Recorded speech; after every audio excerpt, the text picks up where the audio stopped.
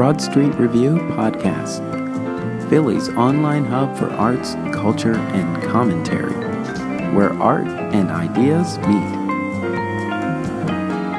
I am your host, Darnell Radford. Today on the podcast, I get a call from Jerrell L. Henderson, who is directing Thurgood, written by George Stevens Jr.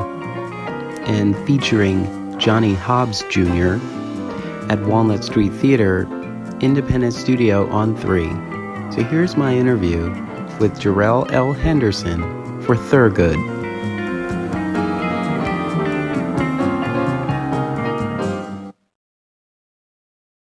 Welcome to the podcast. I'm your host, Darnell Radford, and today I am in cyberspace, and I'm connected to I'm connecting to Jerrell Henderson, who is the director of Thurgood, which is on stage at Walnut Street Theater, Independent Studio on 3.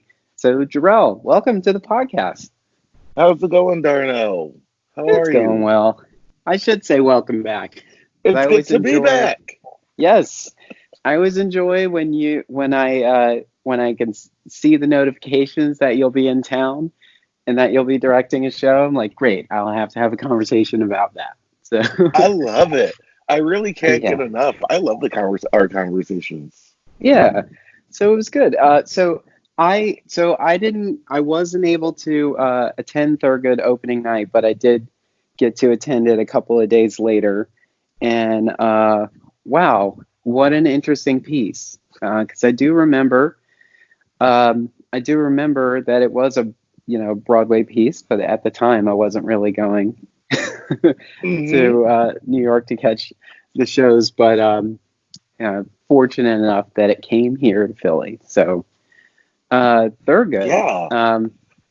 For those who are kind of in the dark, this is about Thurgood Marshall, the Justice of the Supreme Court, who was the first African American Supreme Court Justice amongst his illustrious career.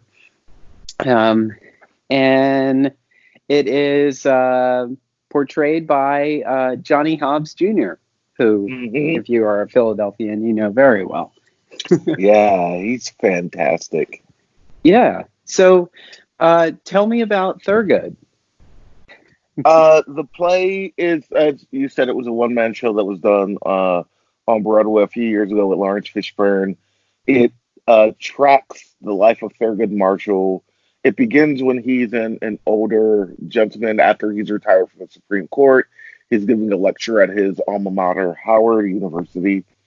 And through the course of this lecture, you watch him kind of move through really significant developments in his childhood, and then, for the most part, his early adult life when he was taking on segregation and Jim Crow in the American court system.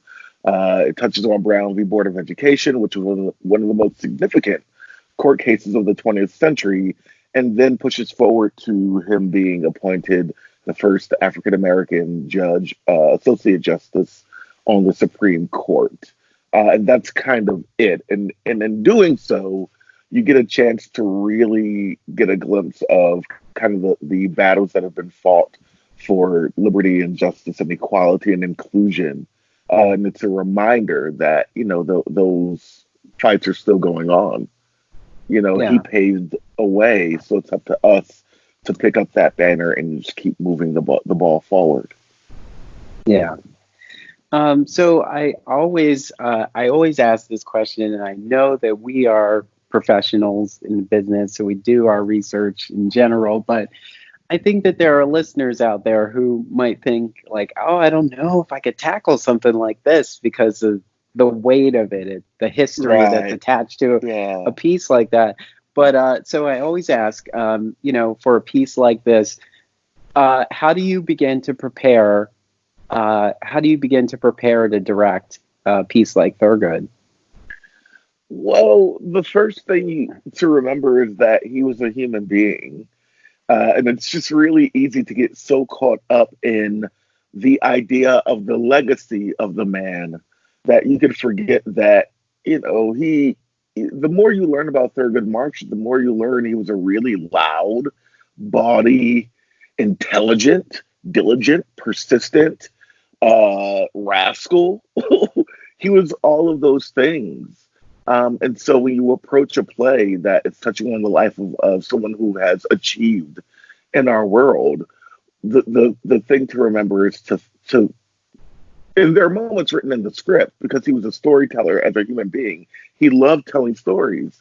And so, nothing about what others say about him and the kind of man he was suggests that he was boring or, and so that gives us opportunities to explore moments that are more human. How loud does he get? Or not loud, but how boisterous and grand when he knows he's right, when he's really being challenged, you know what I mean? And bringing out those moments. Like, that's how you really approach it, I mean, I don't want to sit through 85 minutes of heavy history. Yeah. So I kind of direct the show that I would want to sit through. Yeah. And there are a lot of humorous moments in it, which as you sort of settle into the piece, you start to say to yourself, you know what, most one person shows do have these moments where you laugh, you get lost in thought, you might feel more sentimental than you thought you were going to, but they do manage to strike this interesting balance without necessarily showing you all these and then he does backflips, and exactly. That's why we're here. Yeah. The idea was to create the frame of the story that the playwright has given us is that he's giving a lecture on law at Howard, and we know that he's going to be giving out pieces of information throughout. So the goal is to use the frame in order to buy us a storytelling space, but to present it in a way so that it doesn't feel like you're sitting in a lecture. So that by the end of it, you look at your watch and go, "Oh my goodness, it's 9 o'clock. That's wow! It didn't feel like that." That's the hope. Yeah, I do. I like Johnny as Thurgood. I like his use of the stage so that we're not focused on one particular spot. I was fortunate enough. My seat was let's see. My seat was house left. I was pretty much right in front of the lectern. So it was good in those moments. Yeah. But I also get nervous, especially when I know the actor on stage, and I'm like, I really hope that them making eye contact with me doesn't throw them off. And so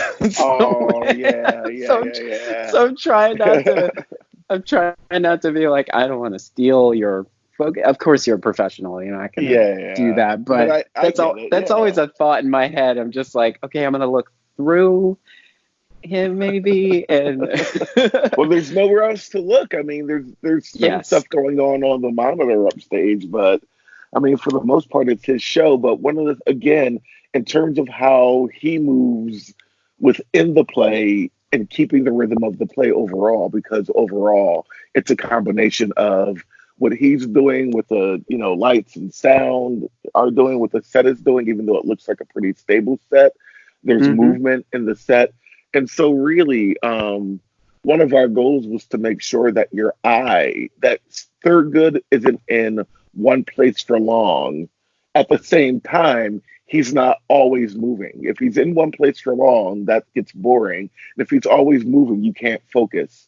And so it's really striking a balance between how he moves within this space, how lawyers move when they're talking. They may get up and begin to pace because that's something that they would practice doing as they're practicing to be in court, or something like that. Not that has to be the absolute truth, but how does Thurgood move? How is he? And when are the moments where he's just going to sit on the edge of the table, look you in the eye, and tell you something that you never knew? Mm-hmm. You need to know that when I went down south, I feared for my life. I love the Hmm. line that comes after that. There was no welcome mat for Negro lawyers. you know, Yeah. and so yeah, grounded moments and moments in which there are emotion, and hopefully that'll help break up how your ability to make eye contact for too long, or his ability to make eye contact for too long. We keep it moving. Yeah. And so what did you know about Thurgood Marshall going in?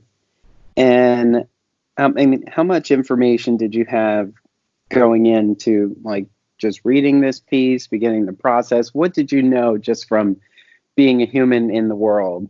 Yeah, And what did you learn about Thurgood Marshall through this process?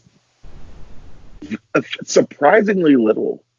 It's funny. I've always knew who he was, and I knew what his two greatest achievements, putting that in air quotes, I knew what they were.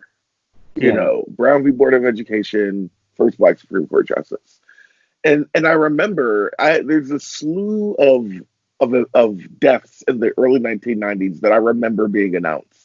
I remember it being announced that Thurgood Marshall had died. I remember it being announced that Ella Fitzgerald had died. I remember it being announced that Cab Calloway had died, and I had an awareness of these people. But obviously, I know more about them now, having delved Yeah. deeper into their work. So Thurgood Marshall was similar. I remember it being announced when he passed away, and thinking like, "Oh, wow, yeah, that's history." But I was a kid. I didn't know that much. And so then, as I read this play, and I also read the biography by Juan Williams, American Revolutionary, I really found out how little I knew about the man, and actually how little I knew about his accomplishments. The fact that he and the NAACP single-handedly shifted the American legal system in the middle of the 20th century. It is astounding what they were able to achieve. His action in taking on school segregation, of course, backed by the NAACP, and there were other lawyers doing it. Coming out of Howard University, and his mentor. Uh, it's he his actions kickstarted the American civil rights movement to a great extent. Now there were a lot of things happening around the same time. We're going into World War II. We're post World War One going into World War II. The sentiment of what it means to be an African American has shifted and grown. We're post Harlem Renaissance, so the awareness of the new Negro has been in the water, right? But you have these black code laws all over the South, and even extending into elements of Northern society, even though it was less obvious. All over the South, he's from Baltimore, you have obvious symbols of racial discrimination, signs telling you where you can't go, spaces on trolley cars that you can't sit in, colleges that you live close to, pay taxes to support, and can't attend. Yeah. And so they begin to deconstruct one by one by one this system of laws, creating space for African Americans and other Americans who are also discriminated for any number of reasons. They begin to get precedent put in court cases so that when someone else is making an argument for more inclusion, they can call or cite these earlier court cases that the NAACP was building up. So like, I learned a lot more about the ground, the fight on the ground to end discrimination, and how what Dr. King was doing, what Malcolm X was doing, these great speakers who were energizing people in the streets and energizing people in their homes and at work, was really a complementary echo of what the NAACP and Thurgood Marshall was doing 15 years earlier in terms of taking on these court cases. And without Thurgood Marshall's contribution, the elements of a more equal society that the more known civil rights leaders were pushing for would have never stuck in any significant legal way. And that's the drawing line.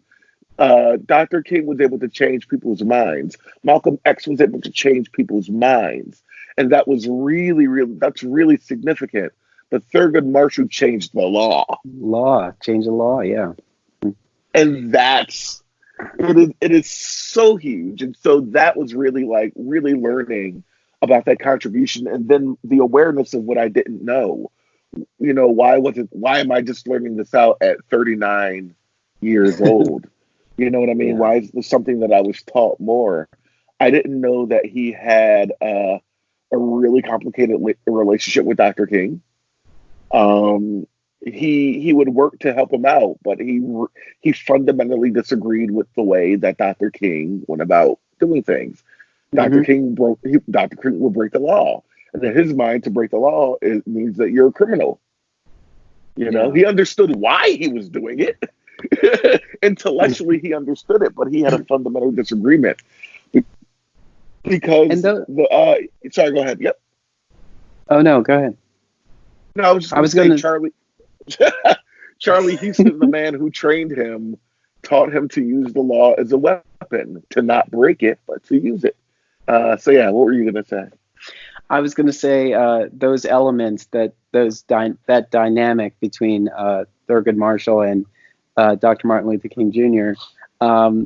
Those are sort of the elements of many television dramas where you create your hero and your supposed villain, where it's not necessarily a villain, but it's just, or sort of a nemesis, probably a nemesis or a frenemy or what have you. It's like technically you're not a bad guy, you're just doing things in a way that I wouldn't do them, so because I feel strongly about the way you're going about it, and we will butt heads. It really got under his skin. And again, that he would still work to get them out of jail. That was always the case. Like, he never left them high and dry, but he did it grudgingly, because he's like, why do you keep breaking the law? If you keep breaking the law, they're going to keep taking you to jail. So use the law. And there's that great line in the play, which is a direct quote from Thurgood Marshall, where he goes, Martin would always argue with me and try to remind me about, David Henry Thoreau's theory of civil disobedience. And I'm like, he wrote that in jail. So you know that if you do that, you're going to go to jail. Stop going to jail and figure out how to use the law to get what you want. And Dr. King's like, no, the law is wrong. We have to break it. Dr. King was a revolutionary. Yeah. And used nonviolence as a weapon. And actually, really holding America to the standards that it says on paper. Thurgood Marshall was looking to do the same thing. He would go into the Supreme Court. He would see the words equal justice for all. And he knew that wasn't always true. And that's why he would go into those courtrooms over and over and over again to make it more equal. It's really significant. He had personal relationships with Cab Calloway. I did not know that. That's not in the play. But we're just learning more about Thurgood Marshall. They grew up together. He was middle class, so he was more or less taken care of. Cab Calloway was, a more poor working class family.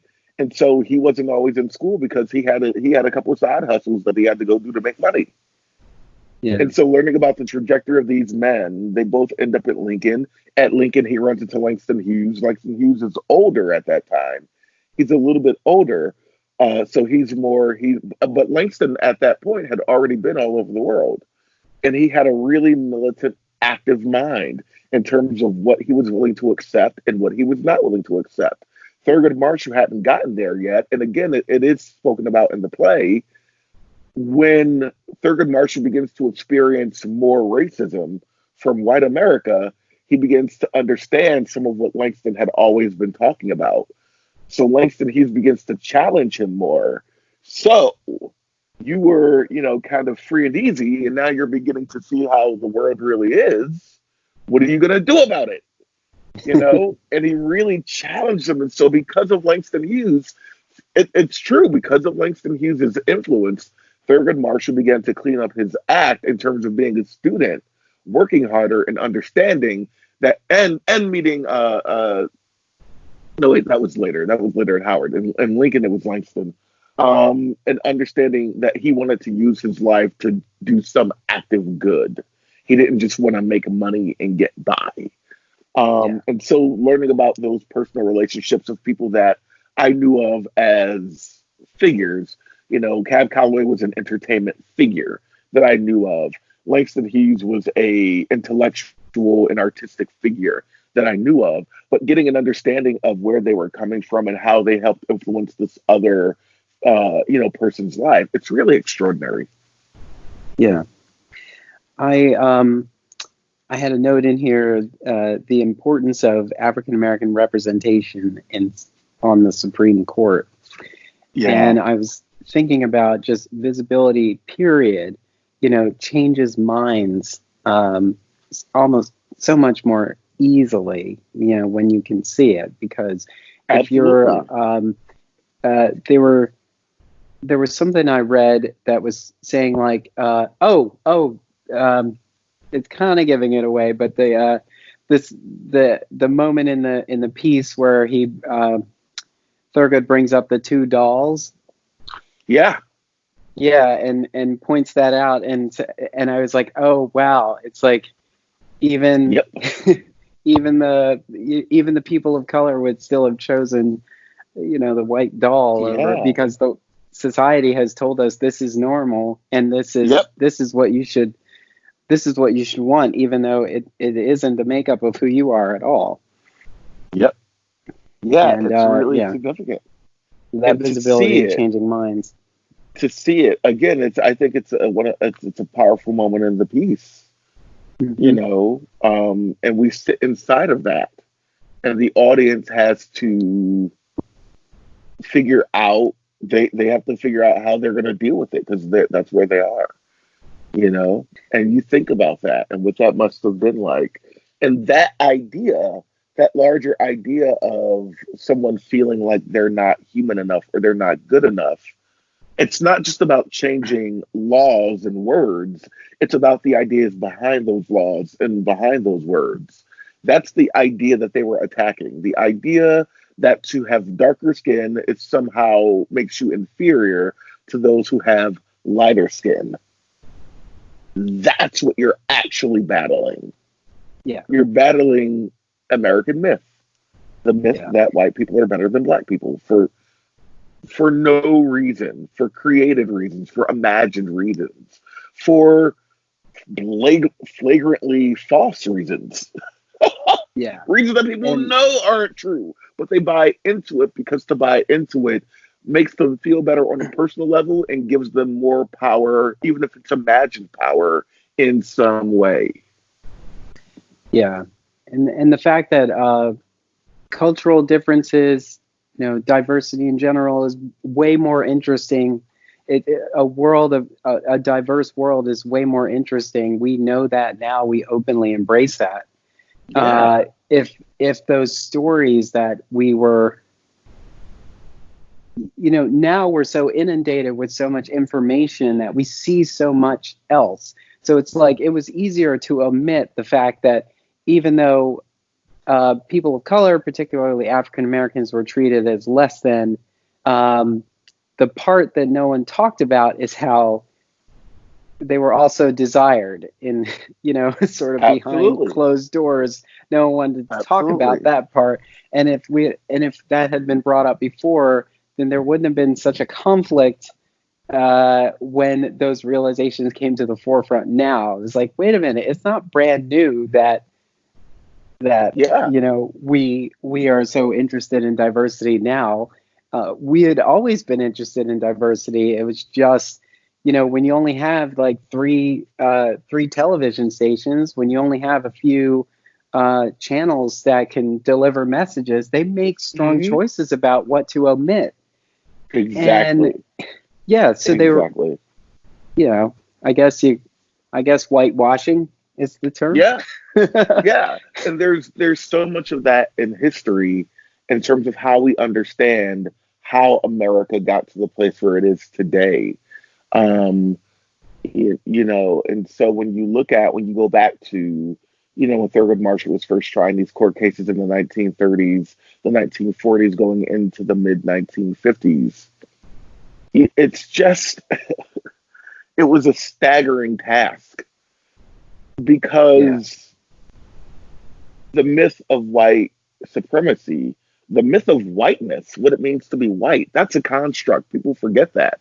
There's no such thing as white. Yeah. There's no Not such without thing black. as black. You know what I mean? These are things that have all been constructed and created in order to support a system of exploitation that's based in, the worst kind of capitalism. But so you're not, again, you're just to continually battle this construct of white supremacy, this myth of white supremacy over and over and over and over again. Because it'll not just make the world better for black people, but it'll actually make the world better for white people. It will free us from that which is always holding us back. It's just really it's really amazing. And it was a great journey to be in the room with Johnny, because Johnny has a really great perspective from what he's seen. He's in his 70. You know what I mean? And so he can speak about, things that he's seen over the course of his lifetime, awarenesses that he's had, how he's come into a new understanding of things. And, it became an intergenerational conversation between the two of us, and what it meant to be, what Black leadership meant. The whole idea of what it meant to break down barriers, what it meant to be a first. We had conversations about, and just really conversations about how you live as a Black person, especially an intelligent and driven African American, and not go crazy. To be aware of the world and intelligent and not lose your mind. And so, of course, Thurgood was a drinker. Woo! He was a heavy drinker all of his life. He was a smoker. And you have to imagine, I read a story where if he typed a brief and there was a mistake on it, because you had typewriters at that time, he would take out the entire thing and start over again. So when he handed in a brief to any court, it was flawless. There were no corrections, no mistakes. It was flawless from beginning to end. Do you have any idea how much anxiety had to be within him to drive him to be that perfect? The idea that you had to be perfect. Yeah. And he was still able to live a full life and get things accomplished, even under that pressure. And with people trying to kill him. We go into it a little bit in the play, but there were several points in his life where, as a lawyer, going to represent some of these cases in the South, he would literally have guns pulled on him. However, the mayor or the governor or a congressman would make sure that he had protection. Protection meant a ranger or another sheriff of some kind. And there were several periods in his life where he found himself in between people pointing guns at each other, where the sheriff or some local of the town would say, "I got you now." And then a ranger would pull out a gun on the white guy holding the gun to Thurgood Marshall and say, "All right, which one of us is going to drop our guns first?" And that's what saved his life. That's what he had to put up with. Oh, it's a stunning story. Can you imagine what was going on in the mind of Barack Obama, stepping out as the first African American president? Yeah. And then thinking about, earlier we were talking about being the first at things, like, what a weight that is. You can't even just do the job that you've just proven to the American people that you are qualified and capable of doing.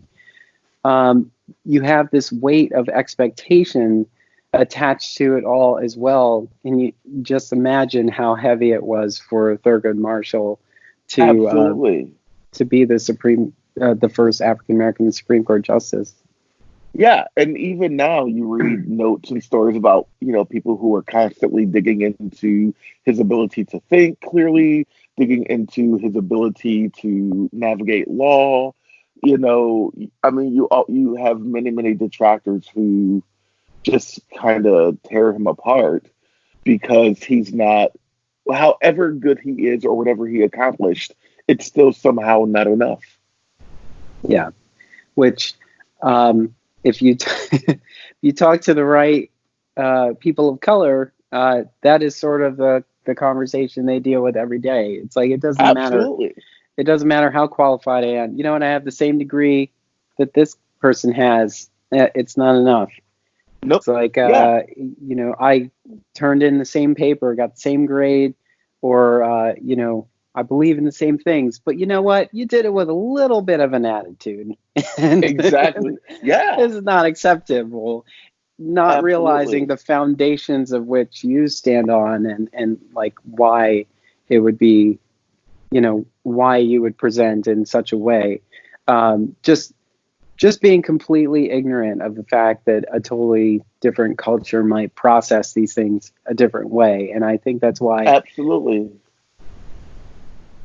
Yeah, it's so great. He one of the ways that he was able to progress in a largely hostile world against him as a person, an African American man, is that he learned how to play the game. And so he would Yeah, joke and he would tell stories and he would try to, to find connections, Southern connections with other Southerns, even if they were racist, if they had the power to help him advance his cause. He was really kind of Machiavellian in a way. And there's a story he was when he was first trying the Maryland case, he's trying to get Donald Gaines Murray into Maryland, the University of Maryland, the school that turned him down, because of Plessy v. Ferguson. And we touch on it in the play, but we can only go so deep. It's an 85-minute show. But one of yeah, the other stories is that Thurgood Marshall, the opposing counsel, kept delaying the trial. So no matter what would happen, they would keep delaying the trial. And Thurgood was like, "I'm not going to be an angry black man. So whenever they delay the trial, I'll go along with it."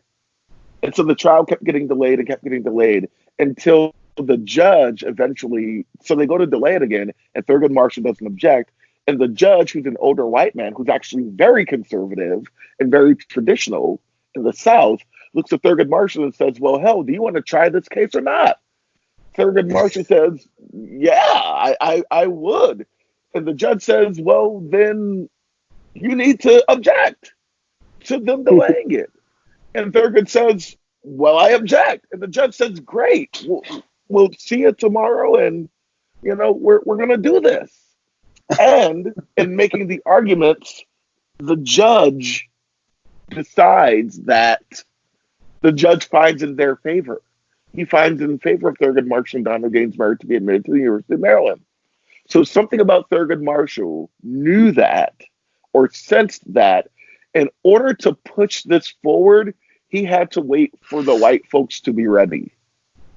He yeah. had to wait for the white guy with power to be ready to move this forward so that both the judge and Thurgood can say, well, it wasn't, the judge can say, I had to push that boy forward. He wouldn't even fight back.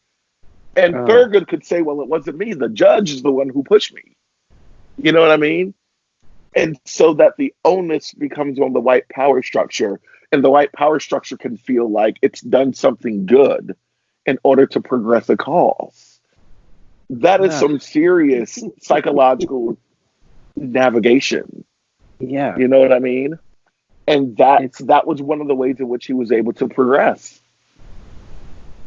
it's like this criticism, this argument, uh, this position that is pro, white people, for lack of a better term, is Mm-hmm. absent of common sense. Yes. It's just a thing. You know what? I think we're going to upset quite a few white people if we consider one or two black people. Yeah. Uh, And because for Thurgood Marshall, I learned a lot more about integration. For Thurgood Marshall, it wasn't just about being close to white people. It was about gaining equality under the law for all people.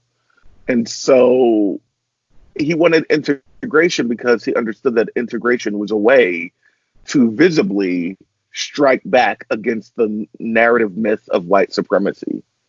That integration for him was about equality. It wasn't about, there was a Malcolm X took a shot at the civil rights movement. I think it was Message for the Grassroots, in which he said you can sit next to white people on the toilet, and he was lambasting them for fighting for equal public toilets. Thurgood Marshall tells a story where he's like, "Yo, I remember what it was like to be downtown, feel something in your body, and there's no public restrooms." Yeah. So the only thing you could do, you had to just shoot for home and hope for the best. It wasn't about being able to sit next to white people. It was about black people being able to use the effing restroom when they felt something downtown. You know how many African Americans were humiliated because they were forced to go to the bathroom in alleys or in bushes over the course of their lifetime because there was nowhere they could do it with dignity? That people would walk past and see them, and that would be a visual. Oh, look at them just squatting in dishes. You know what I mean? That then furthers the narrative that there's something that's connected, but it's connected to the law. Yeah. Oh, yeah. That's what. Yeah. And then being completely ignorant to the fact that the very system that pushed us into the alley to relieve ourselves is also the one that created a law that says that is conduct that is unbecoming, and it would create a problem anyway. So it's like, you can't go to this restroom, so I'll go over here. Oh, you can't go there either, and if you go over there, we're gonna put you in jail. Yeah. If you go in this restroom, we're going to put you in jail too. Yeah. So they like how many people ended up had to suffer the indignity of losing control of their bladder in public because they weren't able to use a restroom. That is deep. How do people of color even walk through the world? Well, you had to knowing that we've been always think forward. You spending all this time trying to dismantle these ignorant positions of people. He mentioned it. We had to pack our lunch because we weren't allowed in restaurants. So you had to know to take food with you. You had to know. That's why the Green Book system came out. This is something to help you know where to travel when you're traveling through this part of America.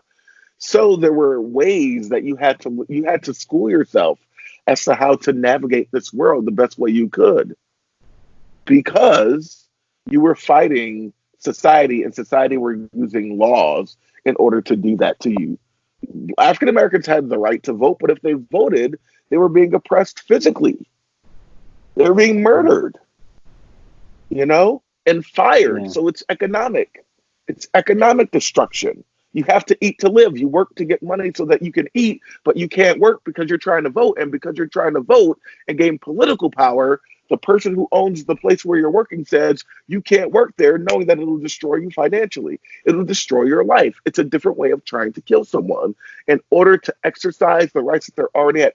Thurgood Marshall spent so much time trying to empower laws that were already on the books and change laws that were on the books. He spent his life fighting for rights that African Americans were promised at the end of the Civil War. Yeah.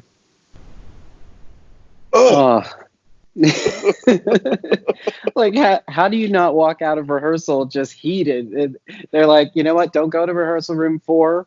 Because there's a joy in it. Some time. Because there's a joy in it, Darnell. There's a joy in knowing that our process and this production is going to bring these truths to an audience in order to challenge our audience and provoke our audience, enjoy our audience into getting off their behinds and doing something about what they see is wrong in this world that we live in now. Yeah. That's the joy of our rehearsal, the joy of reliving these stories in order to understand why they still need to be told. So I always left rehearsal feeling incredible because I felt like what I was doing mattered. I felt like everyone in the room was on the same page. And I felt like people were going to come here and it would be a hopefully transformational opportunity to watch an actor that we all love bring voice to a spirit that made America more American. Yeah. Oh, rehearsals were fantastic. And the stories of his life and what he did and what he got away with. Oh, to be in conversation with our ancestors, man. Yes. Nothing better. Nothing better. Well, that is amazing, and a great reason why, if you are listening, you should make your way to the theater, Walnut Street Theater, Studio 3 for Thurgood. It's on stage through February 9th. It's also part of Philly Theater Week. So if you are looking for an opportunity to bring a bunch of people and maybe your wallet's not so flush with cash, you can take advantage of Philly Theater Week's opportunities to make sure that theater is accessible. A piece like this is definitely something you'll want to be able to check off your list. Yeah, it's not a museum piece. So if you go there, be prepared to talk back. Or if you don't want to talk back, you'll definitely be minging. I know.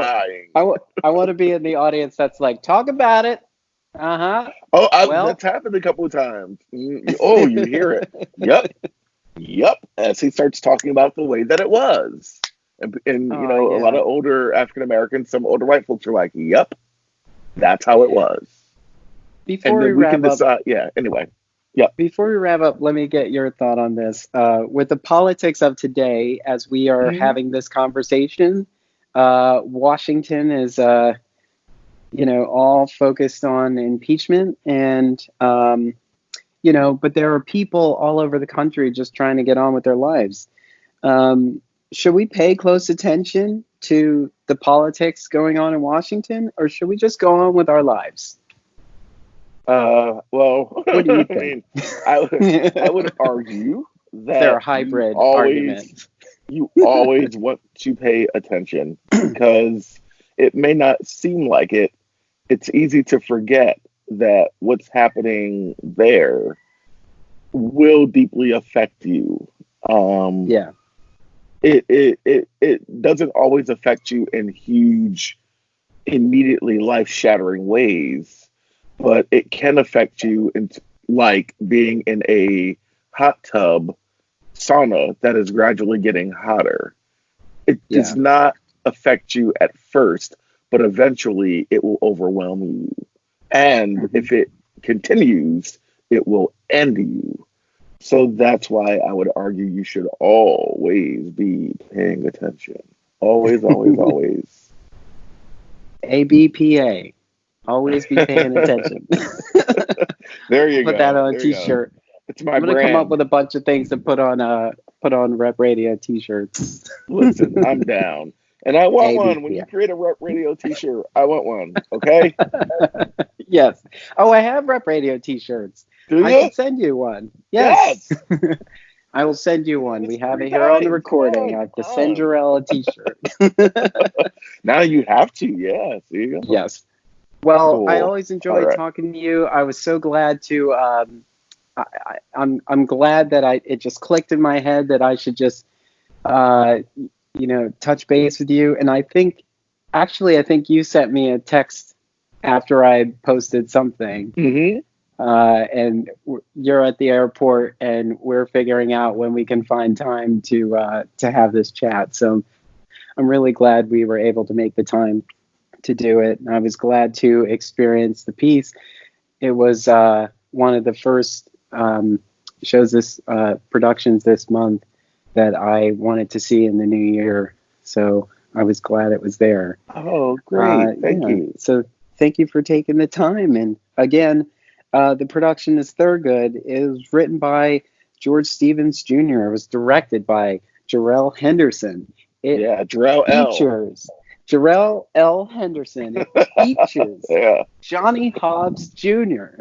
There we go. And it is on stage at the Independent Studio on 3 at Walnut Street Theater. through February 9th. You can get your tickets by going to Walnut Street Theater, that's theaterre.org, and buy more than one ticket because theater is more fun with a +1. And continuing that conversation as you walk out of the theater, as we enter gracefully into Black History Month, this will lay quite a foundation for the rest of the work you'll seek out throughout the month, where we focus on the achievements of African Americans in the country. Jerrell, thank you so much for taking the time. You're welcome. Thank you for always giving me a pleasure. Call. Yeah, I love I'm talking so with you. glad that you're all over the place doing your thing, and you still make time, and you still call Philadelphia home, and we're just glad to have you part of our artistic, creative community. And likewise. Yes. Love coming to Philly to work. Always. All right, friend. All right. Thanks a lot, and we will chat again soon. Let's talk soon. Bye-bye. All right, bye.